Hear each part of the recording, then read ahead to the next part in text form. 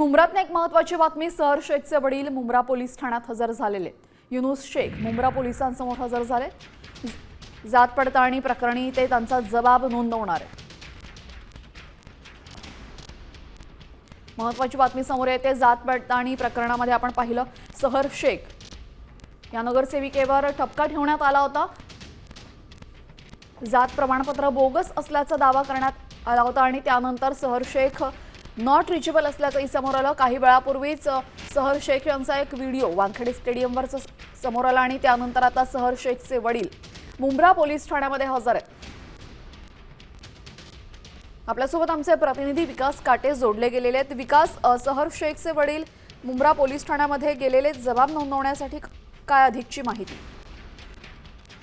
युनुस शेख जे आहेत ते गेल्या 2 दिवसापासून नॉट रिचेबल होते। त्यांनी आज सकाळपासूनच जे काही प्रसार माध्यमांनी त्यांना संपर्क साधला, ते काही वेळाचा भूमिका स्पष्ट करतील सांगितलं होतं, परंतु त्यांना मुंब्रा पोलिसांनी त्यांचा जो काही जबाब आहे तो नोंदवण्यासाठी मुंब्रा पोलीस स्टेशन या ठिकाणी बोलवलं असताना युनुस शेख या ठिकाणी दाखल झालेले आहेत। एकंदरीत हा जे काही प्रकरण आहे हे 420 म्हणजे फसवणुकीचा गुन्हा आहे, त्या संदर्भात त्यांना बोलवण्यात आलेलं आहे आणि ठाण्यामध्ये आल्यानंतर त्यांच्यावरती कोणी हल्ला करू नये यासाठी देखील पोलिसांचा जबाब घेणार आहेत आणि त्यांना पोलिसांच्या माध्यमातून जे काही तक्रार केली जाईल त्यावरनं पुढची भूमिका देखील युनुस शेख आहेत हे स्पष्ट करणार आहेत।